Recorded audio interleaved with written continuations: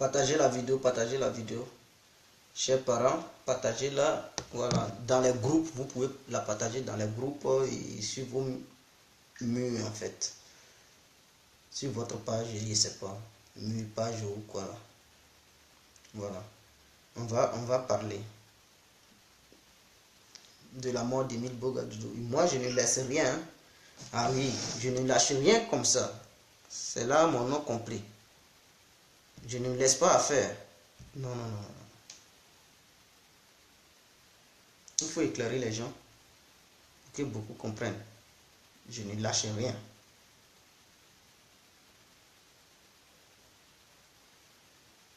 Laurent Gbagbo.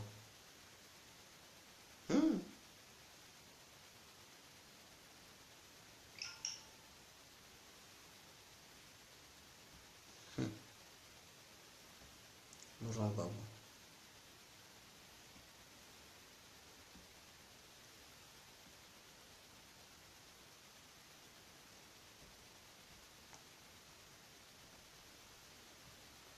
Partagez la vidéo, partagez-la, partagez-la. Et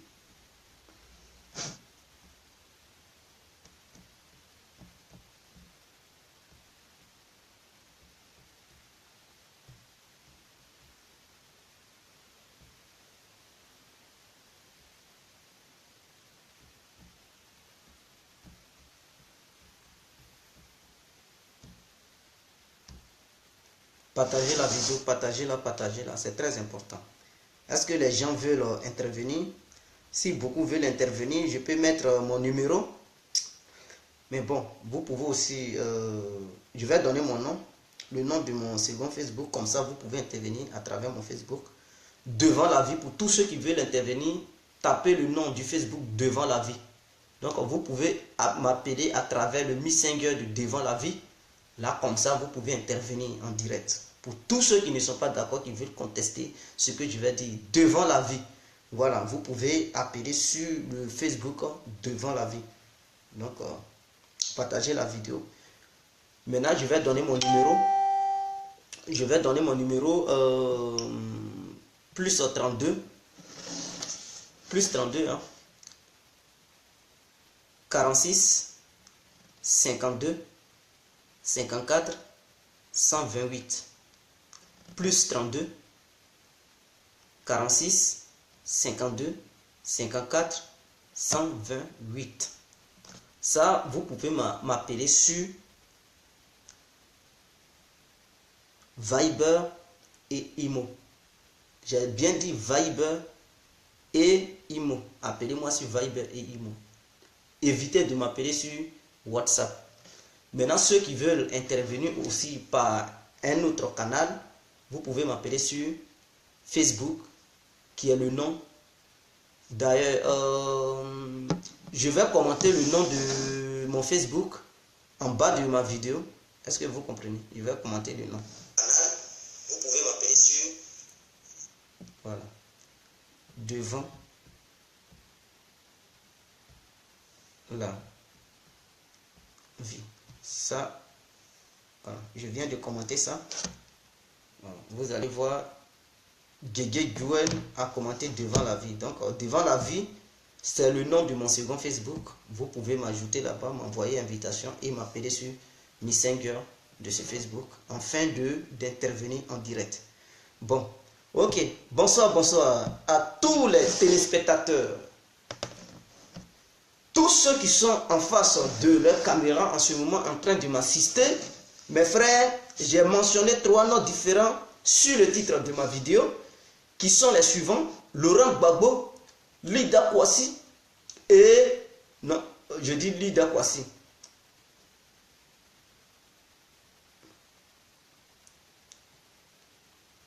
Oui, Laurent Gbagbo, Lida Kwasi et Aboudraman Sangari.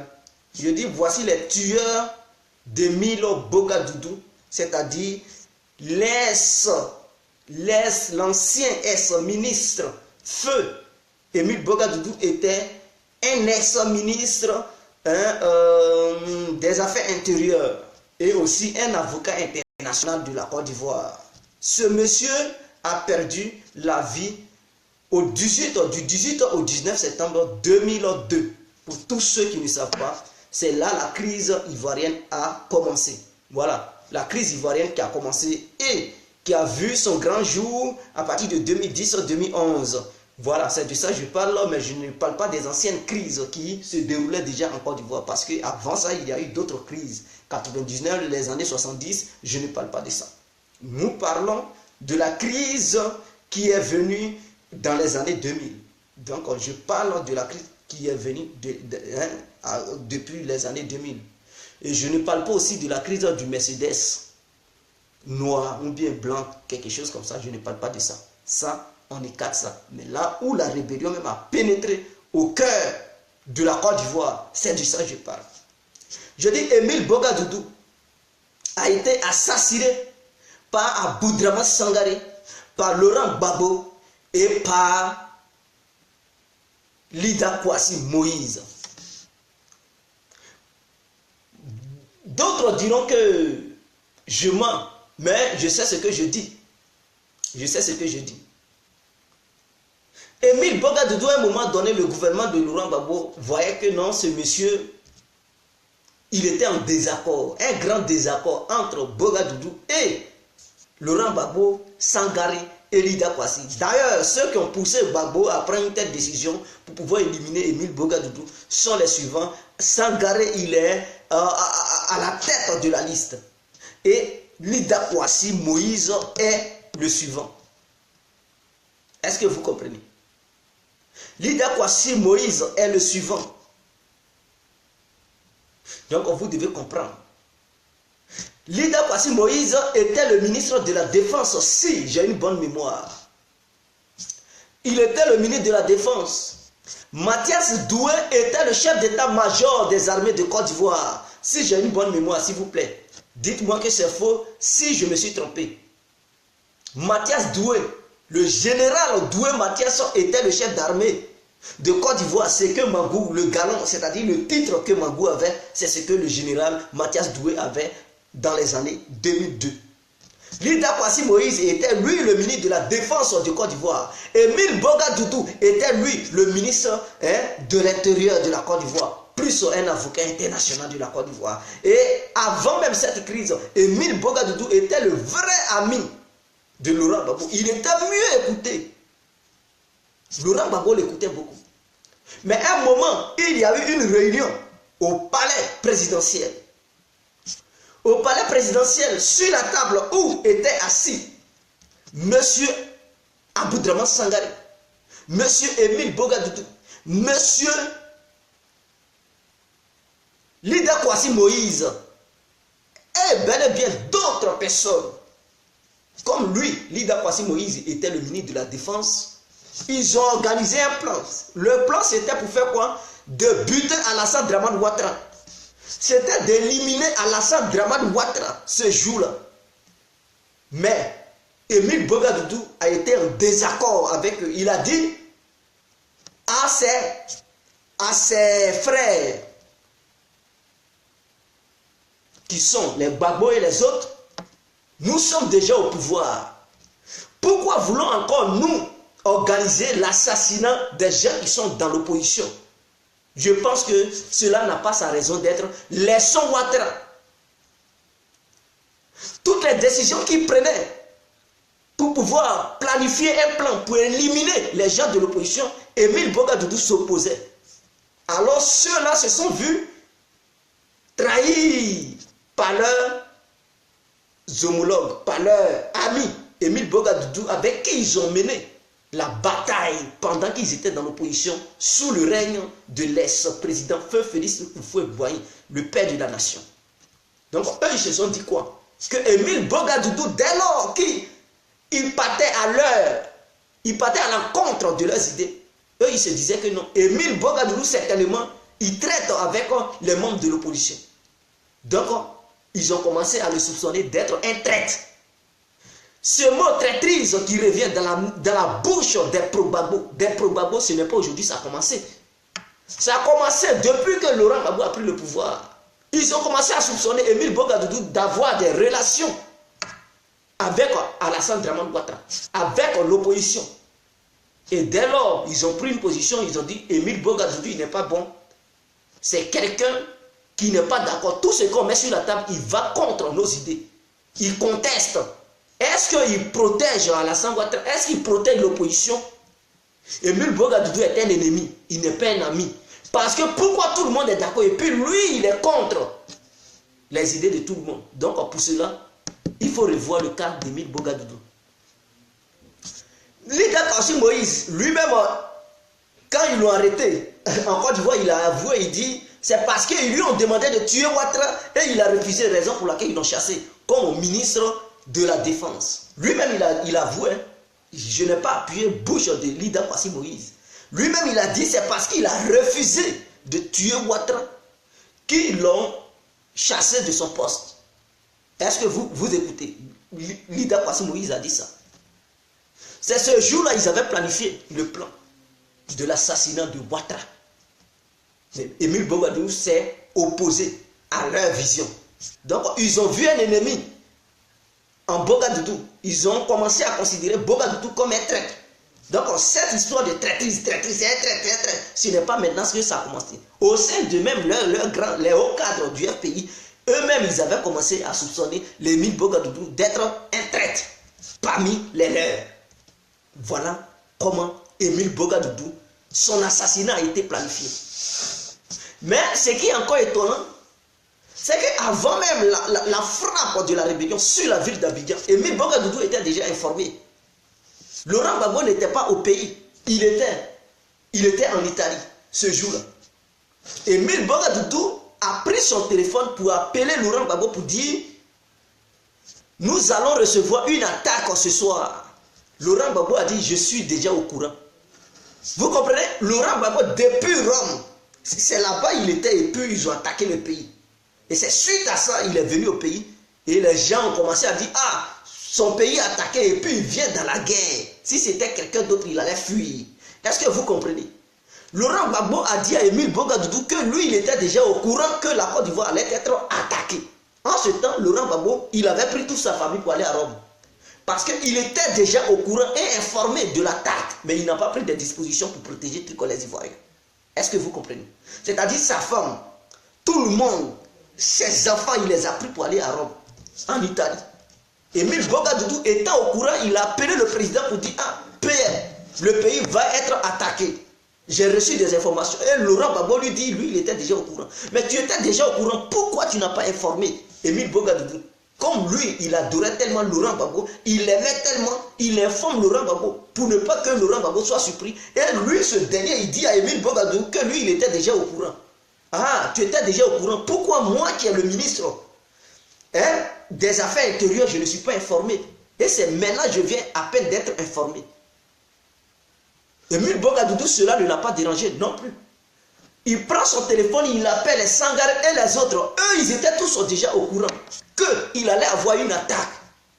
Il a compris dès lors que, eux tous, ils étaient informés. C'est lui seul qui n'était pas informé. L'attaque a eu lieu. Même nuit, là, du 18 au 19. Boum! Abidjan a été attaqué. Émile Bogadoudou a été la première cible. C'est-à-dire lui qui appelait ses homologues, ses amis, pour les informer que le pays va être attaqué. Comment ils vont faire? Eux tous, chacun lui a dit non, ils étaient au courant, On fait comment? Non, ils n'ont pas voulu essayer de répondre à Émile Bogadoudou. Ils lui ont tourné le dos. L'attaque a été meurtrière. Et la famille d'Émile Bogadoudou a reçu une douleur fatale. C'est-à-dire, il a été la première cible. Boum, il est mort. Ils n'ont même pas touché ses enfants. Sa femme, non. Même ses propres gardes d'école n'ont pas été touchés. C'est-à-dire, même une gratinure sur les peaux, jamais. Il n'y a même pas eu une goutte de sang sortie de la chair de ses gardes du corps. L'un des gardes du corps d'Émile Bogadoudou, en ce moment, il est aux États-Unis. Il fait la belle vie.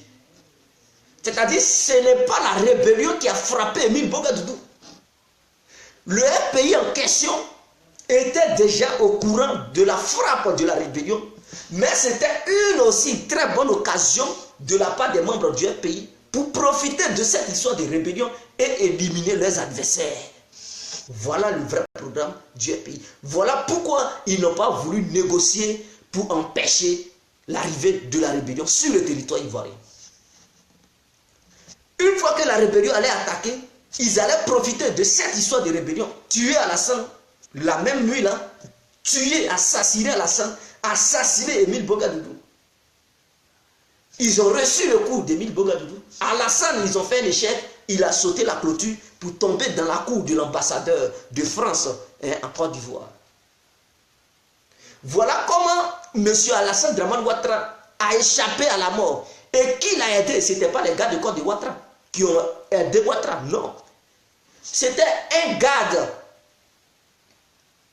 de corps, de l'aide du camp de Laurent Gbagbo, qui était déjà au courant de l'opération, qui s'est dépêché pour aller dire à Ouattara qu'il aura une attaque dans ta cour.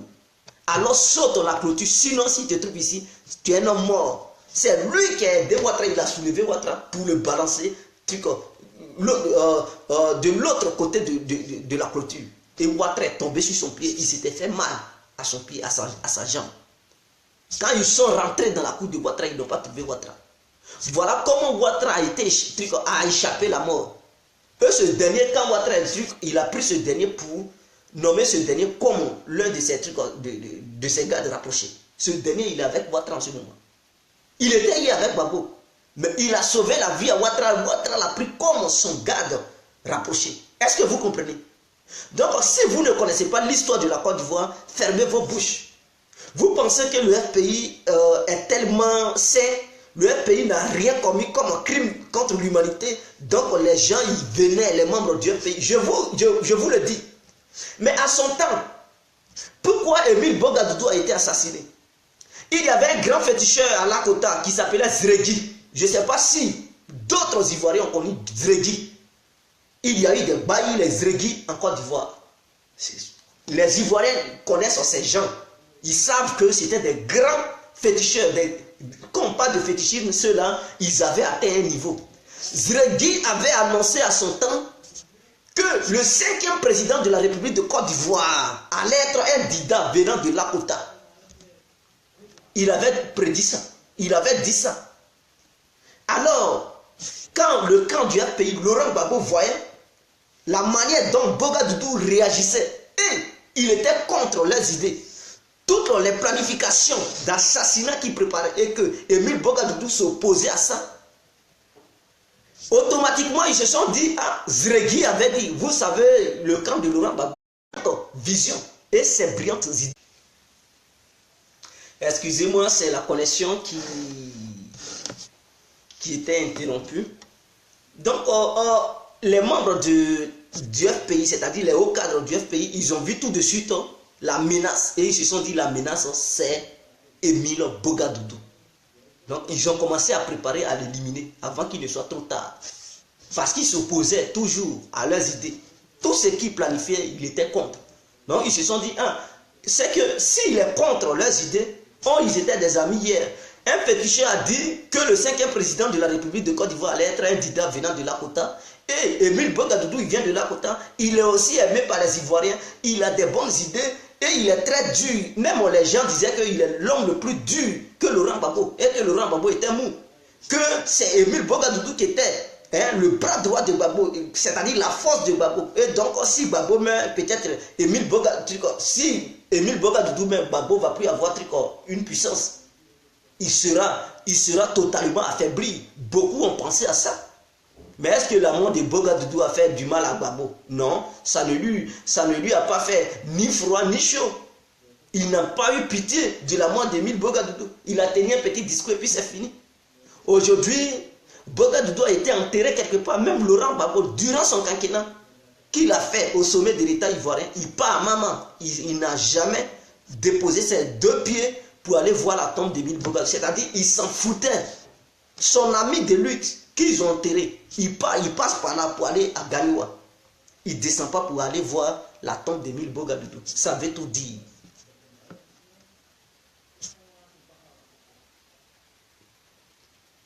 Ça veut tout dire. Est-ce que vous comprenez? Donc voilà le vrai problème, le vrai point. Ça, c'était le vrai point. Donc, la mort d'Émile Bogadoudou C'est le RPI qui est à la base de la mort d'Émile Bogadoudou. Laissez ceux qui veulent vous distraire pour dire rébellion, rébellion. Ils étaient tous informés que la rébellion allait frapper. Émile Bogadoudou était le seul qui n'était pas au courant, qui les appelait pour les dire que la rébellion allait venir. Mais non. Eux tous, ils étaient tellement au courant que chacun prenait ses dispositions en fait. Or, ce monsieur, le ministre de l'Intérieur, qui est chargé d'avoir des gendarmes à sa disposition, les militaires à sa disposition, il a été la première cible. Et le ministre de la Défense n'a pas été inquiété. C'est-à-dire les leaders Kouassi qui étaient les ministres de la Défense, ceux-mêmes qui contrôlent l'armée, eux, ils n'ont pas été inquiétés. Mais c'est le ministre des Affaires intérieures qui a été ciblé et tué. Ça veut tout dire. Or, leader Kouassi Moïse, il était à la réunion qu'ils ont fait pour assassiner Ouattara. Et c'est ce jour-là, Émile Bogadoudou s'est opposé. Quand ils ont laissé cette réunion, ils ont mis leur cible, c'est-à-dire leur proie, Alassane, Bogadoudou. Il fallait les éliminer. Il fallait tout faire pour les éliminer. Laurent Gbagbo a pris le pouvoir en 2000. Mais avant de prendre le pouvoir, Bédié a refusé de participer aux élections que monsieur le général Guéhi Robert avait organisées à son temps. Bédié avait refusé de participer aux élections. Mais en même temps que Bédié a refusé, il a demandé à Guéhi de ne pas valider la candidature d'Alassane Ouattara. Ça, ce sont des vérités que je vous dis. Bédié avait refusé à son temps que Guéhi Robert valide la candidature d'Alassane Ouattara. Parce que Bédié a dit, si Alassane pas aux élections, il va gagner. Il était au courant du plan global que les Occidentaux avaient mis en place. Donc, il a dit à Guéhi Robert que lui, Bédié, il conteste. Mais faut pas, il va valider la candidature d'Alassane. La candidature d'Alassane n'a pas été validée. Gbagbo a participé. Gbagbo a pris le dessus sur Guéhi. Vous comprenez? C'est-à-dire, entre les deux là, il n'y a pas eu de cohérence. Les institutions de la Côte d'Ivoire n'ont pas bien tranché. C'est dans la barbarie. Voilà, le désordre. Gbagbo a pris le dessus. Il a reçu le soutien des socialistes français qui l'ont imposé aux Ivoiriens comme le président de la République de Côte d'Ivoire, parce que la France n'aimait plus le crâne de Robert Guéhi, parce que Robert Guéhi était très dur envers la France. C'était un général et il ne marchait pas ses mots, il était très dur envers l'État français. Alors les élections étaient bien arrivées, les élections de 2000 étaient bien pour écarter Guéhi Robert. Et c'est comme ça qu'ils ont écarté Guéhi Robert pour imposer le petit chouchou, la petite marionnette appelée Laurent Gbagbo. Et c'est comme ça qu'ils nous ont imposé Laurent Gbagbo en tant que président de la République de Côte d'Ivoire. Les Ivoiriens l'aimaient, les Ivoiriens l'ont aimé, ils l'ont adopté en tant que leur président de la République. Il y a eu la rébellion. Suite à cette rébellion, les négociations ont commencé. Bédié a toujours dit à Laurent Gbagbo, il ne faut jamais accepter que Alassane devienne candidat, parce que s'il pas aux élections avec toi, il gagne. Bédié a toujours dit ça à Laurent Gbagbo. Bédié a toujours dit ça à Laurent Gbagbo, malgré qu'il y avait des mésententes entre lui et Gbagbo. Mais il répétait toujours à Laurent Gbagbo, tous ceux qui sont les grands du pays, demandez-leur, ils vont vous le confirmer. Bédié était l'ennemi numéro 1 d'Alassane. Laurent Gbagbo n'était pas contre Alassane. Bédié, il avait la rage contre Alassane. Est-ce que vous, depuis qu'il était au pouvoir, jusqu'à sa chute du pouvoir, même étant dans l'opposition, il avait toujours la rage contre Alassane Ouattara. Mais à un moment donné, Laurent Gbagbo n'a pas écouté Bédié. Il n'a pas écouté Bédié. Il allait se faire berner par Thabo Mbeki. Il a accepté. Quand il a accepté, ça a mis mal à l'aise à Bédié. Bédié s'est rebellé contre Laurent Gbagbo et il a fait alliance à Alassane Ouattara. Voilà d'où vient l'alliance du RHDP, des oufouettistes. Parce que Bédié est très rancunier. Il a dit à Gbagbo, il ne faut jamais valider la candidature d'Alassane. Gbagbo a signé un accord pour dire Alassane peut être candidat. C'est ça qui a révolté Henri Konan Bédié. Et il a dit, bon, comme c'est ça, tu ne veux rien savoir. C'est toi qui dis Alassane n'a qu'à être candidat. Et Alassane, s'il devient candidat, il va être élu président de la République. Si c'est ça, je vais m'allier à Alassane pour te montrer. Tu n'as pas dit tu n'écoutes pas les gens. Voilà comment Bédié, Henri Konan Bédié, a fait alliance avec Alassane Ouattara. Mais là où encore je vais interpeller les membres du FPI, parce que ce sont des gens qui ne connaissent rien. Je le répète toujours et je le dis toujours, ce sont des gens qui ne connaissent rien. Et ils ne veulent pas écouter ceux qui les critiquent, ceux qui leur donnent des conseils. Parce que chez eux, ils sont les plus intellectuels de l'humanité. Donc quand on leur donne des conseils, oh, toi va là-bas, imbécile, tu connais quoi? C'est tout ce qu'ils savent comme propos. C'est injures, les injures. Mais quand ça les surprend, c'est là ils sont étonnés. Et ils sont mauvais. Et ils passent leur temps à accuser. Mais quand on les conseille et puis c'est-à-dire quand on donne la prévention, ils ne veulent pas écouter. Chez eux, oh, tu ne dis rien. Tu es un ignare. C'est tout ce qui se passe dans leur tête. Je vais les interpeller. Nati Baba a été à la base de la chute de Laurent Gbagbo, ainsi que l'Aboudraman Sangaré, qui ont tué non seulement Émile Boga Doudou, mais à Sangaré a fait une vraie coalition avec Nati Baba pour faire chuter Laurent Gbagbo et prendre sa place. Beaucoup ne le savent pas. Mais moi, je vais vous dire les choses. Si vous voulez insulter moi, mais je vais dire. Je vais dire la vérité, mes frères.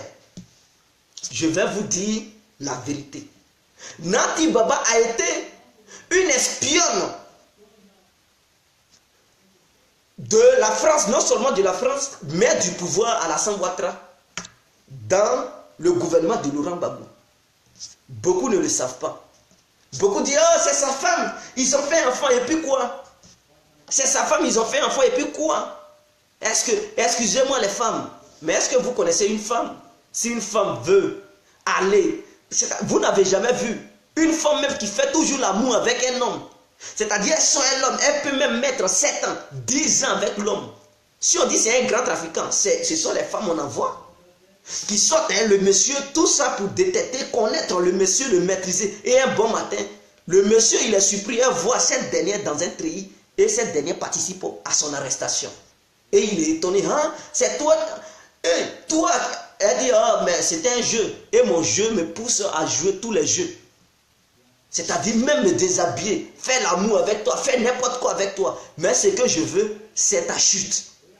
Et même si c'est pour tomber enceinte de ce dernier, mais elle va tout faire pour faire chuter le monsieur. Parce qu'elle a une mission. Et dans sa mission, on lui dit, ce que tu dois faire, voici ça, voici ça. Et elle fait tout pour parvenir à ses rêves.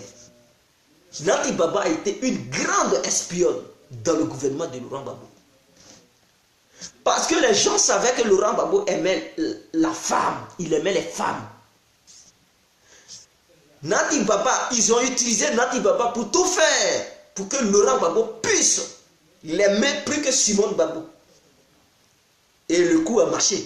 Nati a joué le plan, et Laurent Gbagbo à un moment donné, il n'aimait plus trop Simone. Il avait plus confiance en Nati Baba que même Simone. Mais comme ils étaient, voilà, il était le président et l'autre était la première dame, reconnue par tous les Ivoiriens, alors ils ne montraient pas, c'est-à-dire, elles ne pouvaient pas montrer leur jalousie, les deux femmes. Donc, ça se passait dans les coulisses. Mais, Nati Baba était utilisé comme une espionne pour faire tomber Laurent Gbagbo. Laurent Gbagbo disait tous les secrets. Toutes les réunions qui se passaient à Nati Baba, cette dernière, elle avait des liens sur le plan international, là où même Laurent Gbagbo ne rentrait pas, elle partait là-bas. C'est-à-dire elle pouvait sillonner le monde entier, elle pouvait croiser des experts, dites entre griffes, des experts, des hommes influents, voilà, des gens. Donc, elle pouvait les croiser. Et Laurent Gbagbo lui livrait tous les secrets. Cette dernière partait vendre des informations sur le plan international. Elle donnait ça aux adversaires de Laurent Gbagbo. Mais ce dernier était toujours ignorant. Et comme Sangaré était complice, lui-même Sangaré il savait. Mais il n'avait jamais dénoncé que ce que la femme fait. Il a cautionné ça, il a accepté. Et il a fait le même parcours avec Nati Baba. Simone Gbagbo ne savait pas.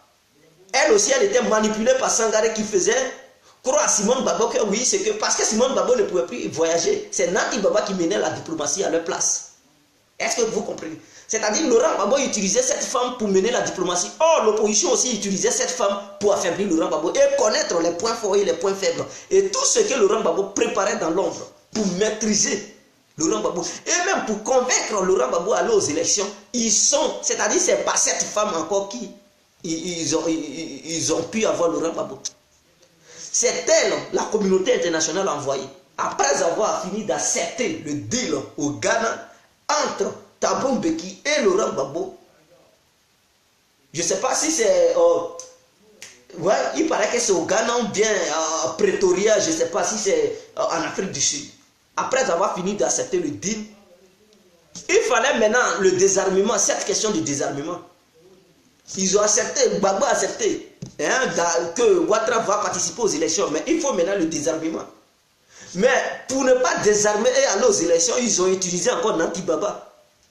C'est-à-dire, voilà l'opposition et la communauté internationale qui font croire à Laurent Gbagbo en passant par Nanti Baba pour dire mon mari, faisons, comment on appelle ça même, un sondage pour voir ta popularité. Voilà Nanti Baba qui amène cette idée de sondage. C'est-à-dire, des gens, ils sont au sein du pays, mais ils ne prêtent pas attention parce que eux, ce sont les émotions qui les poussent. Ils n'analysent rien et puis ils sont là, ils suivent des gens bêtement, de façon ignorante. Ils pensent qu'ils font une lutte. N'importe quoi. Quand je vous vois, ça me fait mal. Quand je regarde des gens, je me dis ce sont des intellectuels, des gens qui ont des diplômes, mais qui ne connaissent même pas la politique, sachant bel et bien qu'ils sont là, faire la politique. Et ça peut conduire à l'abattoir, à plusieurs personnes. Ça peut nuire un pays, ça peut faire engloutir un pays, ce que vous faites. Et donc la politique, il faut être très prudent en politique. Il ne s'agit pas de dire, j'ai mené la lutte à lui là, ou bien c'est ma femme, donc voilà, on n'est jamais en sécurité. Même ton propre garde de corps que toi-même tu as formé, il peut t'abattre, il peut te mettre une balle dans la tête. Vous devez comprendre ça en politique. Rien n'est truc. Même ton propre frère, il peut t'éliminer. Et vous ne voyez pas au village sorcier qui bouffe son propre enfant. C'est-à-dire que tu peux lui donner ton propre père, tu lui donnes tout et il te mange. Ça veut dire, ton propre ami, il peut aussi te faire du mal. Ta propre femme peut te faire du mal. Donc, ils ont utilisé Nanti Baba pour dire, il faut faire un sondage. Elle a proposé l'idée à Laurent Gbagbo. Sangaré même a soutenu l'idée. Ils ont fait ça à Cocody là-bas, à l'hôtel Ivoire. Ils ont fait ça à l'hôtel Ivoire, ce sondage. Nanti Baba fait quoi? Comme elle pouvait voyager partout dans le monde, elle part prendre les experts, c'est-à-dire les éléments, les envoyés de la France-Afrique, des journalistes, plus d'autres experts envoyés par l'État français, bel et bien, qui ont mis ces experts à la disposition de Nanti Baba pour aller convaincre son mari Laurent Gbagbo, qui est lui, en Côte d'Ivoire, qui ne pouvait plus voyager. Nanti Baba soulève ces experts, direction à Abidjan. Puisqu'elle avait déjà convaincu Laurent Gbagbo, ce dernier a cédé parce qu'il adore tellement sa femme. Sangaré a soutenu l'idée de Nanti Baba pour dire allons-y, fais le sondage pour voir combien tu pèses au sein de ce pays. Et donc si les chiffres déterminent que oui, une fois aux élections tu peux gagner au premier tour, ne réfléchissons plus, ne nous limitons plus sur cette histoire de désarmement, mais allons-y aux élections. Et les experts ont dit quoi? Ils ont dit à Laurent Gbagbo que Laurent Gbagbo, s'il part aux élections, il gagne à 98%. Et le premier tour est favorable à Laurent Gbagbo pour gagner les élections. Voilà, des experts. Et lui-même, il ne s'est pas inquiété. Un expert qui vient de la France, accompagné par ta femme, c'est-à-dire ta maîtresse, qui quittent ensemble à Paris et qui viennent faire un sondage. Et le sondage dit, c'est-à-dire le sondage dit 98% tu vas gagner les élections. Et toi, en tant que président de la République, tu ne doutes pas un peu. Et tu dis, oui, bon, je suis populaire en Côte d'Ivoire ici. Et il a cru qu'il était populaire. Donc, ses amis lui ont dit, Mamadou Koulibaly lui a dit, Afou N'Guessan lui a dit, c'est un piège, ne va pas aux élections. Il a dit, je vais aller. Ils ont dit, ah, monsieur le président, il n'y a pas encore eu le désarmement, ne pas aux élections. Gbagbo a dit, il va aller. Les Sangaré ont dit, va. Simone Gbagbo, elle a été naïve, elle a aussi soutenu parce que, comme son mari a parlé, elle fait tellement confiance à Boudrama Sangaré. Cette dernière a dit, il faut aller parce que Sangaré a parlé. Voilà, ils ont accepté d'aller aux élections. Premier tour, c'est que les Blancs avaient promis à Laurent Gbagbo, plus son Nati Baba pour dire 98% des voix que tu allais avoir le premier tour. Il a été choqué de se retrouver au premier tour avec 32%. Il a eu au premier tour entre 32 ou 38% comme ça. Il a été choqué. Il a vu que c'était un piège, mais trop tard. Il ne pouvait plus annuler les élections pour dire désarmement. Non, tu t'es déjà engagé, il faut aller au bout. Il s'était déjà engagé, il fallait qu'il arrive au bout. C'était le piège. C'était le piège. Et comme Bédié, il est rancunier, c'est quelqu'un qui ne laisse pas faire tomber. Ah non, Bédié que vous voyez, il est tellement rancunier. On ne joue pas, il ne joue pas. Donc, comme il avait dit à Laurent Gbagbo, il ne faut pas accepter candidature d'Alassane. Il a accepté, il dit, bon, si c'est ça, je vais m'allier à Alassane pour te faire du mal. Voilà d'où vient cette histoire de coalition RDR, PDCI, appelée Oufouetis, plus d'autres partis politiques qui se sont joints à eux. Et ils sont allés aux élections, ils ont battu. Ils sont allés aux élections, ils ont battu le FPI. Alors, ils ont fini de battre le FPI. Laurent Gbagbo ne veut plus quitter encore au pouvoir. Il ne veut plus quitter au pouvoir. Sangaré étant malin, parce que ce dernier, il est très malin. C'est-à-dire, il est au sein du FPI, il joue même avec les cadres du FPI et les militants du FPI, mais ils ne comprennent rien. Ils sont tous bornés. Ils ne voient pas, ils sont aveugles. Donc, il les manipule au sein du FPI. Sangaré, il fait encore quoi? Laurent Gbagbo, il y a contestation des résultats. Mamadou Koulibaly a reconnu que Laurent Gbagbo avait perdu les élections. Koulibaly, ce n'est pas n'importe qui là. Ce n'est pas n'importe qui. Il est proche de Laurent Gbagbo. Il a battu même campagne. Il a fait le débat télévisé pour Laurent Gbagbo. Il ne faisait pas tout ça pour voir Laurent Gbagbo perdre. Il a défendu les idées de Laurent Gbagbo sur un plateau télévisé appelé la RTI. Il a débattu. Les Blancs ont débattu. Ce n'était pas pour donner un échec à Laurent Gbagbo. C'était pour donner la victoire. Maintenant, quand Laurent Gbagbo a perdu, Mamadou Koulibaly lui a dit, mon président, je sais que nous avons perdu. Quittons le pouvoir pour créer un mouvement, une coalition républicaine, afin de conquérir le pouvoir les 5 ans à venir. Vous savez ce que l'autre, Aboudraman Sangaré, il dit Laurent Gbagbo ne quitte pas le pouvoir. Il reste au pouvoir que Alassane Ouattara n'est pas un Ivoirien. Et un Ivoirien ne peut pas gouverner. Un étranger ne peut pas gouverner la Côte d'Ivoire. Que Laurent Gbagbo n'a qu'à rester au pouvoir. C'est Sangaré maintenant qui donne l'ordre. Parce que c'était un coup préparé. Tout ce qui s'est passé, négociation, tout ça là, c'était une mise en scène en fait. Sangaré, lui, dans sa logique, il avait déjà signé le deal avec ceux qui étaient en face, c'est-à-dire le pouvoir en place et la communauté internationale. Sa mission, c'était de dire à Laurent Gbagbo de ne pas céder le pouvoir. De tout faire se maintenir au pouvoir. Afin que la communauté internationale élimine Laurent Gbagbo. C'était pour tuer Laurent Gbagbo. Il a eu la chance qu'ils l'ont arrêté. Leur mission, c'était pour l'éliminer et puis Sangaré allait prendre le pouvoir. L'éliminer, mettre à fuir en prison et Sangaré était libre pour prendre le pouvoir. Et tous les militants et les militants du pays allaient suivre Sangaré pour dire c'est lui qui remplace Laurent Gbagbo, c'est lui qui a mené la lutte. Ce sont eux qui ont créé le parti politique appelé le FPI. Donc désormais, il fait partie du numéro 2 du FPI. Comme Laurent Gbagbo n'est plus là, c'est lui Sangaré qui est là, ils n'ont qu'à le suivre. C'était ça, lui, sa mission. Mais il y a beaucoup qui ne comprennent rien, qui suivent bêtement gardien du temple, chef du temple, vigile du temple, patron du roi du temple. Et puis, ils sont dans le désordre, ils ne comprennent rien. Quand on leur dit la vérité, ils passent leur temps à insulter les gens. Mais nous, on est là pour dire la vérité aux gens, c'est pour ouvrir vos esprits. Parce qu'un être humain qui a un esprit borné, carré, ce n'est pas quelqu'un qui est venu comprendre le monde. Il faut avoir un esprit ouvert. Ce n'est pas parce que tu aimes quelqu'un que quand l'autre parle, il faut refuser de l'écouter. Dans la vie, il faut écouter tout le monde. Et faire tes propres analyses afin de tirer une conclusion. Il ne s'agit pas de dire je déteste l'autre.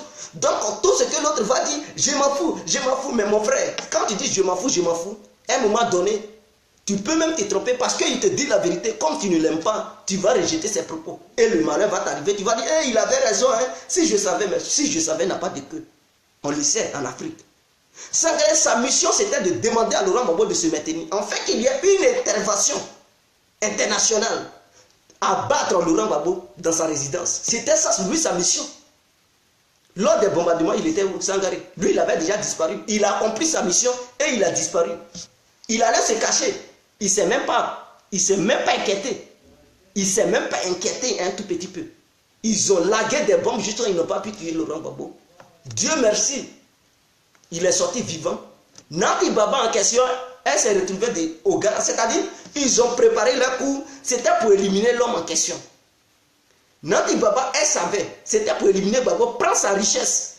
Et Simone Gbagbo allait partir en prison. C'était un truc qui était élaboré depuis des années. Mais Laurent Gbagbo et sa femme Simone Gbagbo, ils étaient ignorants. Ils ne savaient même pas ce qui se tramait derrière leur dos. Ils ne savaient pas. C'est-à-dire abattre Laurent Gbagbo. Sangaré prend sa place, Nati Baba prend la richesse de Gbagbo et c'est fini. Débat est clos. Débat est clos. Et donc, à travers cet argent, elle va nourrir son petit. Et les enfants, les autres enfants de Laurent Gbagbo, eux, ils allaient être comme ça, pauvres. Vous voyez de la manière Johnny a l'idée à faire là. Voilà, sa femme a tout pris. Et ses enfants qu'il a eu et les autres femmes là. Ces bons enfants, ils sont sortis zéro. C'est ce que Nati Baba et Sangaré avaient préparé. Mais leurs plans sont tombés à l'eau parce que le monsieur en question n'est pas mort. Il est resté vivant. Il n'est pas mort. Mais à un moment donné, elle profite. Elle profite de la condamnation de son mari. C'est-à-dire le jugement de son mari, c'est elle qui profite, c'est elle qui contrôle tout. Elle a tout. Pendant ce temps, sa rivale, elle est en prison là-bas, elle souffre, elle maigrit à longueur de journée. On ne sait pas si elle est morte ou vivante. Voilà. Et donc, elle est dans une souffrance terrible. Son mari se trouve en prison et elle profite. Sangaré fait quoi? Il profite. C'est-à-dire les deux ne sont pas inquiétés. Vous devez comprendre le schéma. Depuis que Gbagbo a été arrêté, sa femme, l'autre, a été arrêtée. Nati Baba, jamais inquiétée. Elle peut même sillonner l'humanité entière. La communauté internationale n'a jamais dit que Nati Baba est interdite de mettre ses pieds en Europe. Jamais.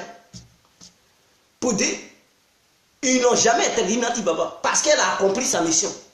Donc, ils sont amis. Elle fréquente les grands députés ici, les gens, les députés européens, le président européen. Non, elle les fréquente ici. On les voit ici en Belgique. Elle fréquente tout le monde parce qu'elle a accompli sa mission. Il n'y a aucun mandat pour dire interdit de mettre ses pieds en Europe. Mais par contre, les autres pour Gbagbo, qui ne savaient pas ce qui se tramait, ils sont interdits de mettre leurs pieds en Europe. Maintenant, Sangaré, lui, son jeu, c'est de faire quoi? C'est de faire semblant d'interdiction d'une sortie du pays, afin que les autres puissent croire en lui. Et Nati Baba, sa mission, c'est de faire croire aux gens que Ouattara est contre elle. Donc, du coup, elle ne peut pas rentrer au pays. Voilà le jeu qu'ils ont joué. Mais en réalité, depuis l'exil, depuis sa position en Europe, Ghana, Europe, elle est en contact avec Ouattara, elle est en contact avec Ahmed Bakayoko. Les deux causes.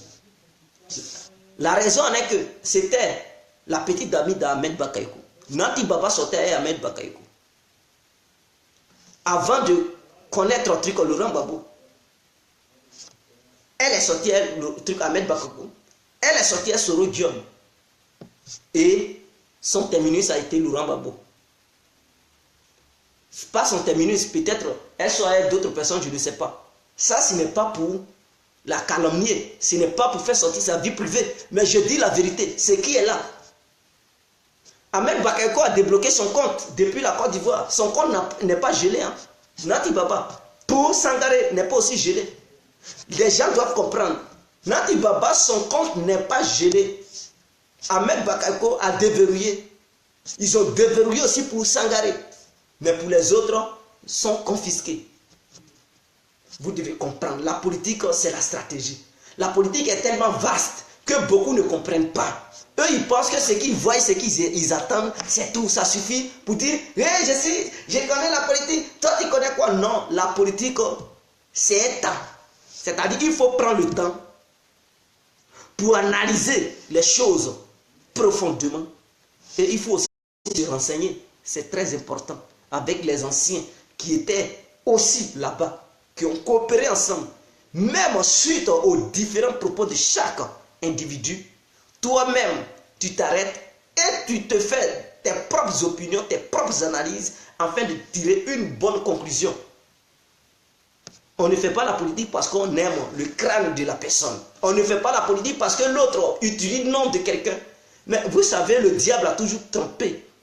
C'est-à-dire quand tu n'es pas malin, tu vas toujours tomber dans le piège du diable. Parce que le diable est très intelligent et sait manipuler. Et c'est ça. Sangaré et Nati Baba ont réussi les coups. Laurent Gbagbo, Lida Kwasi Moïse et Aboudraman Sangaré ont réussi les coups en tuant Émile Bogadoudou. Ils ont raté les coups en voulant tuer Alassane et ce dernier a échappé. Les a échappés en sautant une clôture et tombant chez l'ambassadeur de France en Côte d'Ivoire, dans la cour de cet ambassadeur. Parce que sa résidence et la résidence du truc de l'ambassadeur sont collées en fait. Voilà, l'ambassadeur sont collés. Vous comprenez? Donc c'est comme ça, il a eu la vie sauve. Donc ceux qui ne sont pas d'accord, qu'ils s'affrontent à moi en fait. Taper série, je comprends. Tu es tapé, donc écoute mon frère. Je comprends parce que tu es un bêté. Taper, ça veut dire taper, série. Je comprends, tu es bêté. Toi, tes émotions te guident. Tu ne raisonnes pas parce que tu te dis Laurent Gbagbo est bêté. Donc pour toi, c'est bon. C'est-à-dire s'il a fait mal aux gens, c'est fini. Il est bêté, donc ça suffit. C'est comme les gens qui suivent Ouattara. Chez eux, c'est que Ouattara, même s'il a fait du mal à quelqu'un, c'est non, il n'a rien fait parce que tout simplement, il vient du Nord. Donc, vous, les membres de l'Ouest, je vous comprends. Si Gbagbo a fait un truc qu'on dénonce, non, il vient de l'Ouest, donc c'est normal. Il n'a rien fait. Vous allez mettre ça sur les autres. Maintenant, les autres, quand ils font leur truc en bêtise, ils vont défendre leur cas aussi. Ils vont mettre ça sur les autres. Et c'est ça, le pays ne peut pas avancer, mes frères. On ne suit pas un homme politique parce qu'il est de même ethnie que toi, il est de même religion que toi, ou bien il est de même région que toi. On suit un homme politique par ses actes, par ses idées, pour ses idées, et par ses actes. On suit un homme politique pour ses idées et par ses actes. On ne suit pas un homme politique parce qu'il est beau. Parce que, voilà, vous êtes de même ethnie. Ça, c'est une erreur. Et c'est ce que les Africains font en Afrique. Ils ne comprennent pas. Ils comprennent. À cause de ça, il y a les guerres. C'est-à-dire, quand tu es de même ethnie que l'autre, tu vas utiliser les membres de ton ethnie ou bien les membres de ta région pour les opposer aux membres de l'autre région et de l'autre ethnie. Il y a, voilà, une guerre ethnique. Et ça s'oppose. Ou bien une guerre religieuse. Et ça suppose il y a assez de morts. Les Noirs doivent comprendre. Ils doivent comprendre. Vous pensez que Bogadoudou, il est du Nord, mais il est aussi de l'Ouest. Il est aussi de l'Ouest. Le FPI, là, c'est pas Gbagbo seul qui a créé. Bogadoudou a créé aussi le FPI. Boga, il a créé le FPI. C'est pas Gbagbo qui a créé le FPI, mes frères. C'est un groupe d'individus qui ont créé le FPI. Et ils ont nommé comme président Laurent Gbagbo. Voilà comment ça s'est passé. C'est pas parce que Laurent Gbagbo était le leader du FPI que vous allez penser mettre dans vos cervelles ou bien dans vos boîtes crâniennes que c'est Laurent Gbagbo qui a créé le FPI. Jamais. C'est un groupe d'individus qui se sont assis, réfléchis, créé d'abord un mouvement. Et ce mouvement, c'était à travers les écoles. Émergeait dans les écoles. Et suite à ça, ils ont décidé de transformer ce mouvement en parti politique. Et c'est là qu'ils ont nommé Laurent Gbagbo comme président du parti.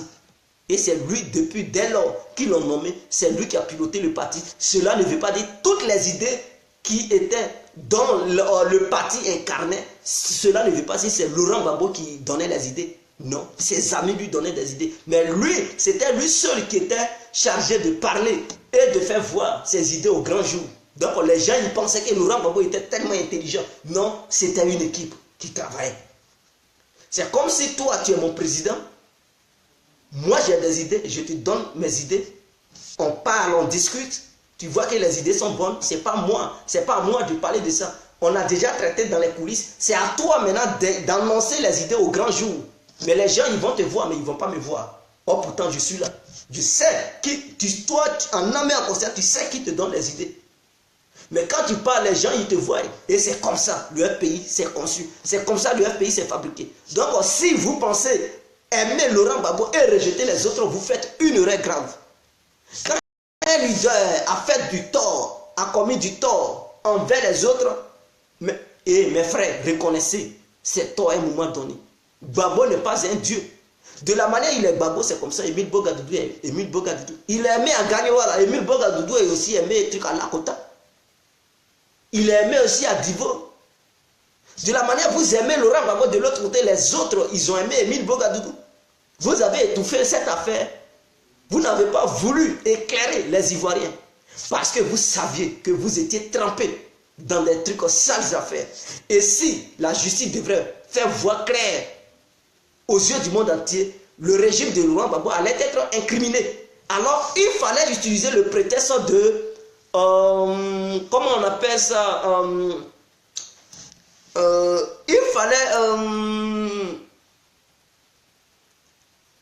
amnistier tous ceux qui ont commis les torts en Côte d'Ivoire, les rebelles, parce que pour ne pas continuer les recherches, pour ne pas mettre au grand jour, pour ne pas faire sortir la barbarie du pays. Vous pensez que si Laurent Gbagbo n'était pas impliqué, et ses collègues, les Aboudraman Sangaré, les autres ministres, ils n'étaient pas impliqués dans la mort de Bogadoudou, et même en voulant assassiner Alassane, vous pensez qu'ils n'allaient pas approfondir les recherches, les enquêtes? Non, ils allaient approfondir ça. Mais voulant approfondir ça, ils allaient aussi éclairer qui avait envoyé ces militaires qui voulaient tuer Alassane Ouattara. Il faut répondre à cette question. Parce que ce n'est pas les rebelles eux-mêmes qui voulaient tuer Alassane. Non. Donc, qui avait envoyé les militaires qui ont raté Alassane étant dans sa cour? Et il a sauté la clôture. Qui les avait envoyés? Et si il parvenait à arrêter ces militaires allaient parler pour dire c'est le régime Gbagbo qui nous a envoyés. Alors, donc, parce qu'en voulant creuser dans l'affaire, ça provoque affaire. Donc, pour éviter, il faut étouffer l'affaire. Vous comprenez? Il ne pouvait pas faire des enquêtes sur la mort d'Émile Bogadoudou, sur la mort de Gueye Robert, sur le manquement de l'assassinat de Alassane Ouattara. Parce qu'en voulant éclairer tout ça, ça provoque encore affaire au sein du gouvernement de Laurent Gbagbo. Et les gens allaient parler. S'ils arrêtaient les militaires, tu vois que ta vie est en danger. Tu es capable de dénoncer ceux qui t'ont envoyé. Alors il fallait étouffer. Et même donc pour étouffer, il faut généraliser les gens. Il faut dire, bon, on va amnistier, que ça soit rebelle, tous ceux, ils ont dit, bon, ils ont mis les chats sur les rebelles, on dit, bon, on les gracie. Et puis c'est fini. Affaire est étouffée, il n'y a plus d'enquête. Ils ont mis les dossiers dans un tiroir. Voilà comment les choses se sont déroulées. Mais ils nous ont bernés en nous disant que non, c'est à cause de la réconciliation. La paix. Donc, il faut laisser, il ne faut pas faire truc. Il ne faut pas faire des recherches là-dedans. Il ne faut pas éclairer cette affaire. Il ne faut pas éclairer ça.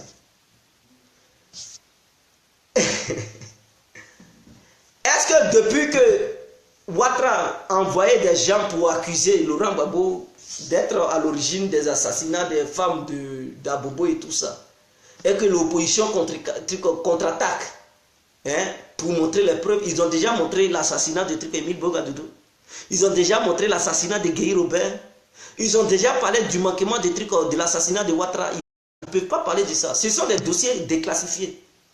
Parce que ça, la France était impliquée aussi là-dedans. La France avait manipulé Laurent Gbagbo pour commettre ses crimes. Laurent Gbagbo a exécuté les propos, c'est-à-dire la stratégie de la France. Parce que Bogadoudou était aussi très dur envers la France. Ils ont manipulé Laurent Gbagbo pour dire c'est un ennemi. Il veut te trahir et qu'il avait avec Ouattara. Mais en réalité, Bogadoudou gênait la France et il donnait des bonnes idées. Mais la France a manipulé Laurent Gbagbo, ils ont tué Boga. Donc la France était impliquée, Laurent Gbagbo aussi était impliqué. Il ne peut pas parler de ça à un procès. à la haine, ces pays, jamais. Parler de ça, ça va faire sortir beaucoup de trucs d'encre. Il faut étouffer cette affaire. Est-ce que vous voyez l'opposition, c'est-à-dire le pouvoir en place? Est-ce qu'ils parlent de ces dossiers? Quand les gens ils partent témoigner là-bas, ils ne parlent pas de ces dossiers.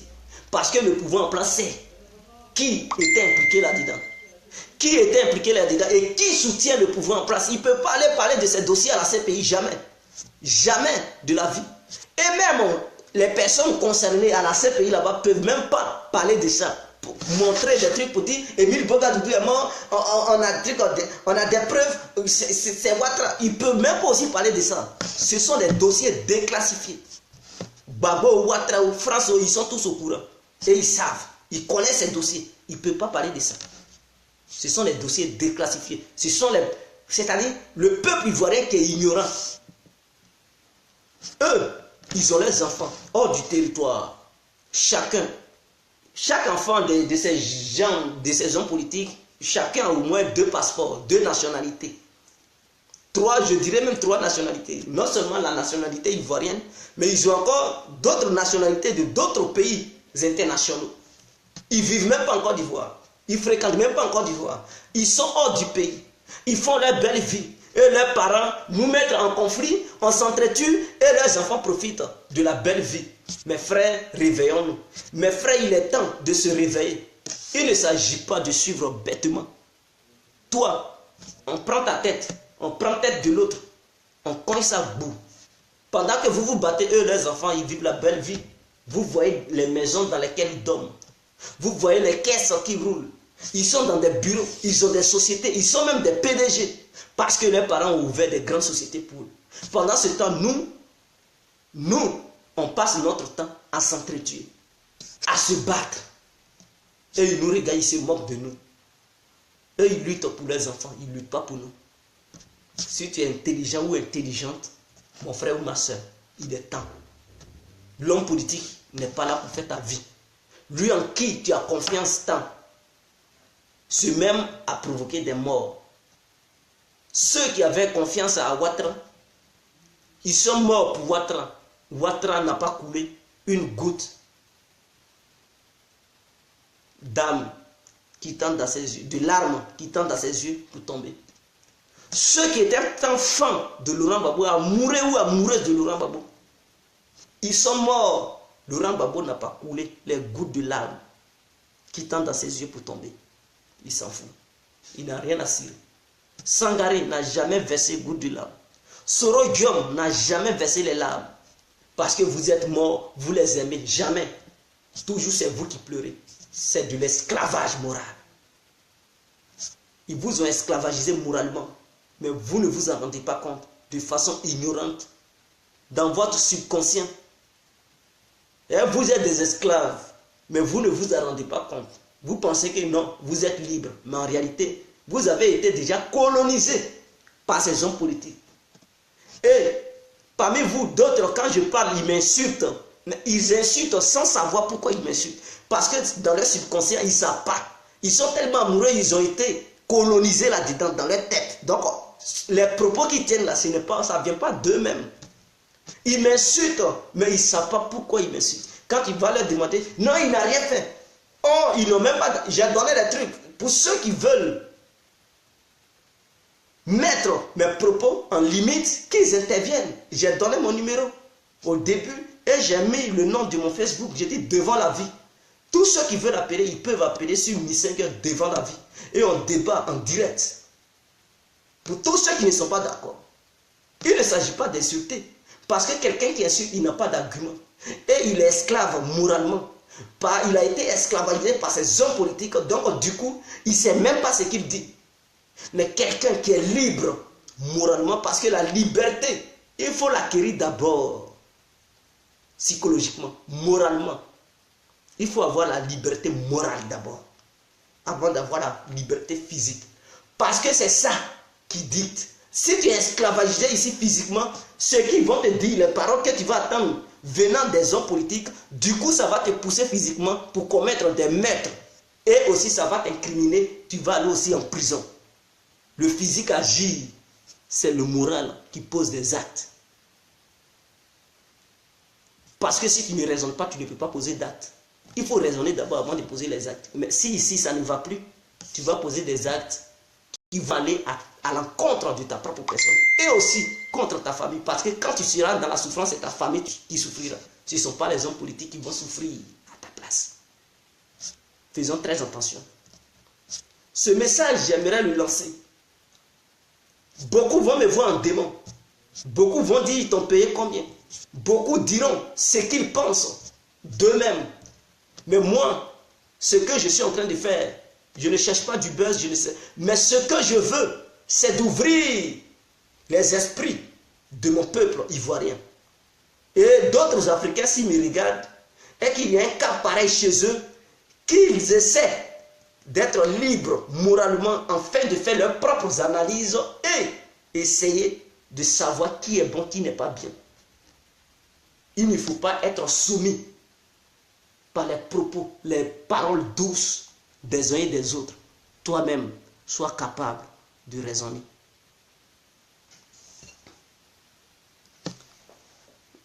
Je comprends. Salut, salut à vous. Chers frères, arrête de rencontrer n'importe quoi. Voilà, Yacouba Ouattara.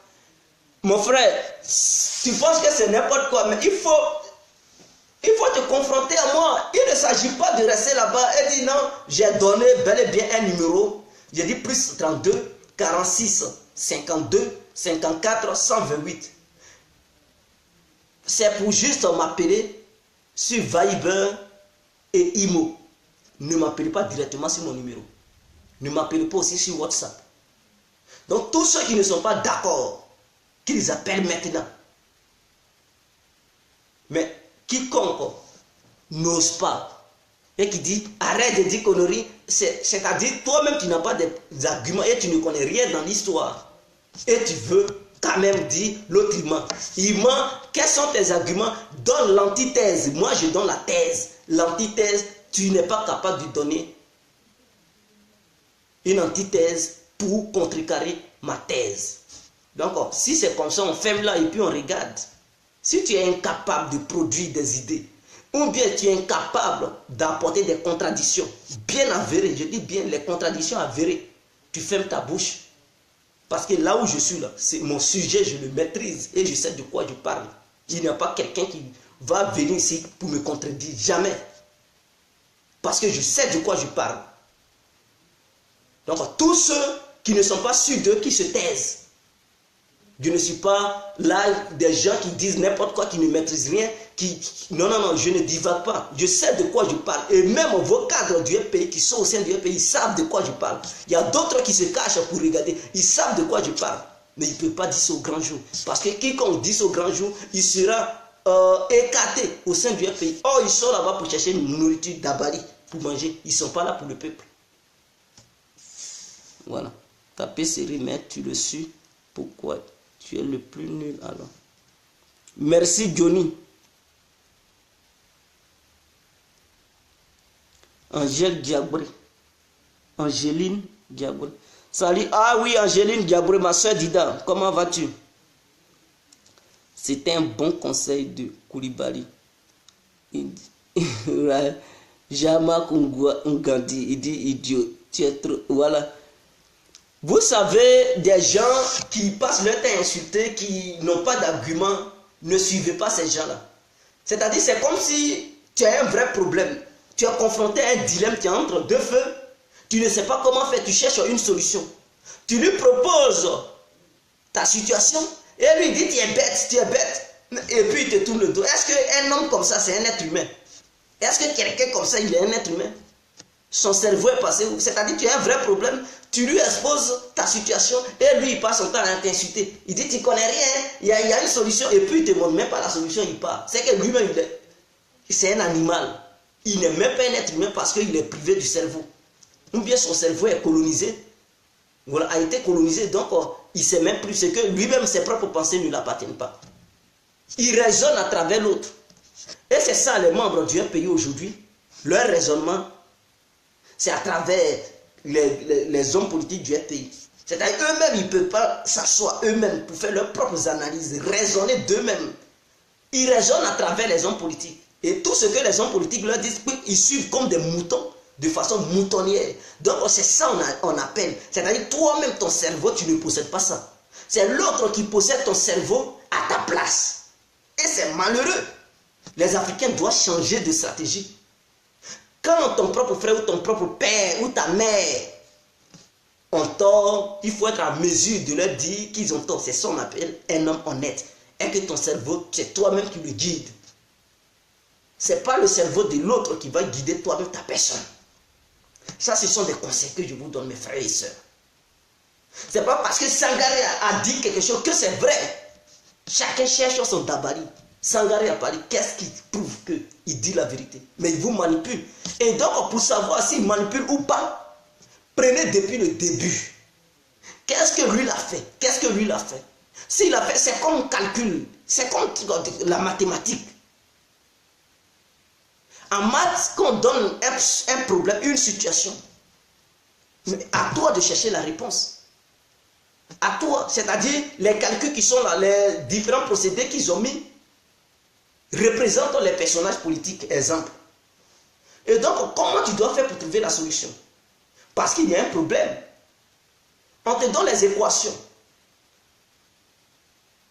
Les équations sont présentées. Les équations, les différentes équations sont des problèmes. Comment toi tu dois faire pour trouver la solution? On expose ça, ça est sur le tableau, ou bien ça est sur le cahier, on dit trouver la solution. Mais si tu es fanatique des équations, tu vois ça, oh c'est joli, tu prends ta feuille, tu donnes, mais c'est une erreur. Parce que tu n'as même pas trouvé de solution. Tout est problème. Tu n'as pas trouvé de solution et tu donnes parce que tu es amoureux, ou bien amoureuse des équations. Mais non. Ou bien des problèmes. On te donne une pyramide, on dit il faut calculer la base. Tu n'es même pas capable parce que tu adores la pyramide. Tu vois ça et tu es content, tu donnes ta feuille. Non. Mais ce sont des calculs, ce sont des raisonnements. Donc les humains, vous les Ivoiriens, vous devez comprendre que les hommes politiques représentent des calculs, c'est-à-dire des différents problèmes qui sont là en face de vous. À vous d'analyser, faire des recherches et trouver la solution. Et vous devez avoir une seule solution.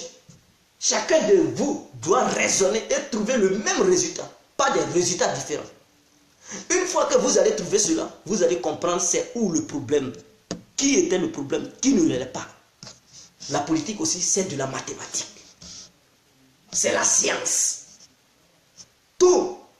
C'est-à-dire la politique, c'est la science, ce sont les mathématiques. Si les gens n'ont pas compris, ils feront toujours une politique de suivi. C'est-à-dire toi-même, tu suis l'autre. Tout, tu deviens un tout. Hein? Un politicien tout. Un militant tout. Une militante tout. Parce que tu ne maîtrises rien. Tu ne connais même pas comment ça fonctionne et tu suis. Parce qu'ils t'ont demandé de suivre. Toi-même, tu es privé de ta propre conscience. Mes chers frères, changeons. Changeons. Aujourd'hui, le pays a de sérieux problèmes. Le pays est incapable de se relever. Le pays est incapable de mettre une politique droite sur pied. Pourquoi? Parce que les membres du pays cadrent comme militants, comme partisans, comme sympathisants, comme aussi société civile, des gens ne sont pas capables de régler ce problème. Or, quand on parle de problème, on parle de mathématiques, on parle de sciences. Ce sont les raisonnements. Ce sont des statistiques. Ce sont des procédés. C'est ça qu'on utilise en mathématiques. C'est ça aussi qu'on utilise en sciences. C'est ça aussi qu'on utilise en politique, mes frères. On raisonne partout. On raisonne. On te donne un sujet philosophique. On expose l'énoncé. Peut-être on dira que l'école, on vous exposera plutôt un sujet qui est, par exemple, l'école dans sa mission d'éducation a été un échec. Ça, c'est un sujet tabou. Ça, par exemple, dans un domaine philosophique. Ce n'est pas parce qu'on dit l'école dans sa mission d'éducation a été un échec que toi, tu es là, tu vois, mais tu es incapable de raisonner, de développer de donner la thèse et l'antithèse afin de conclure. Tu es incapable. Parce que tu dis oui, mais oui, ça a été un échec. Et puis bon, tu prends ta feuille, tu donnes. Parce que tu es amoureux ou amoureux de la philosophie et tu es incapable. Qu'est-ce qu'un risque? Qu'est-ce que c'est qu'un risque? Ça, c'est un sujet. Tu es incapable de raisonner. Il faut toujours avoir deux thèses en philosophie. C'est ça aussi en politique. Il faut toujours avoir deux idées qui vont talonner ta tête. Et ces deux idées vont te permettre de trouver la vraie réponse, la vraie conclusion. Parce qu'en politique, si tu as une idée maîtresse et directe, tu fais toujours des erreurs. C'est-à-dire en politique, pendant que tu aimes la personne, il faut aussi te mettre en question et te questionner sur la personne même que tu aimes. Voilà ça, ce sont les deux idées maîtresses qui permettent à un être humain d'être sur le vrai chemin. Dans ta vie, quand tu fais ta vie, tu te poses des questions. Est-ce que mon choix que je vais faire, est-ce que c'est le bon choix ou le mauvais choix? Et toi-même, tu analyses et tu tires une conclusion. Tu dis, ok, c'est le bon choix. Ou bien c'est le mauvais choix, je me retire. C'est le bon choix, je suis. C'est comme ça. Une femme qui a aimé un homme, qui veut faire sa vie à l'homme, elle se pose d'abord des questions. Est-ce que c'est l'homme idéal? Est-ce qu'il est bon? Elle se pose des questions. Et elle dit, bon, attends, je vais encore lui donner un peu de temps. Pendant qu'elle te donne le temps, elle t'analyse pour voir quel genre d'homme tu es.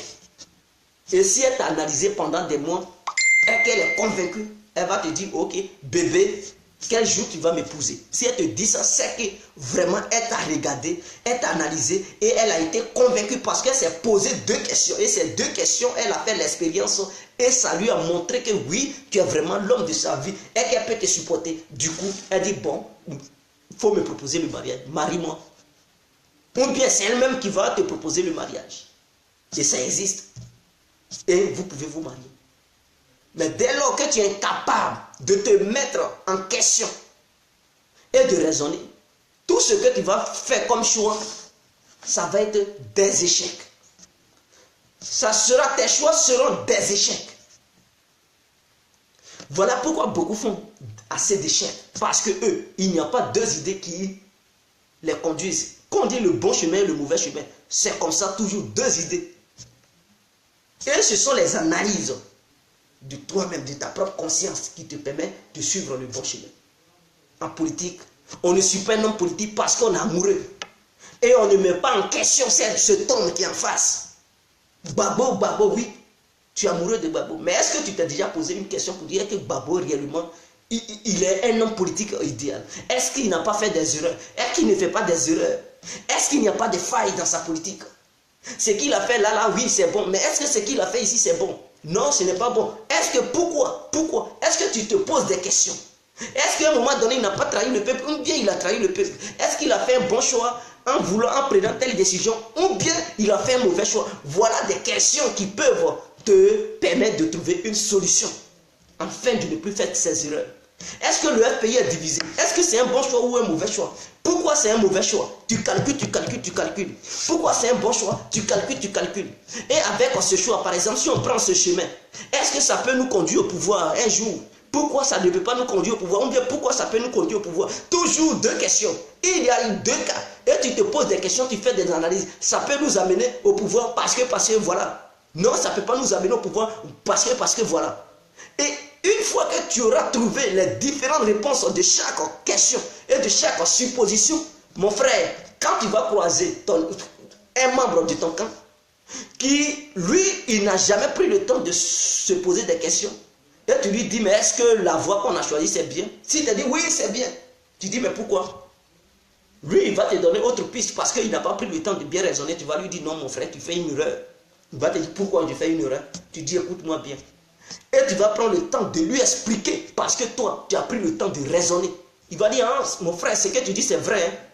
Tu dis, donc, si tu trouves que c'est vrai, alors manœuvrons pour interpeller les autres, pour les ramener à l'ordre, afin qu'ils puissent suivre ce chemin.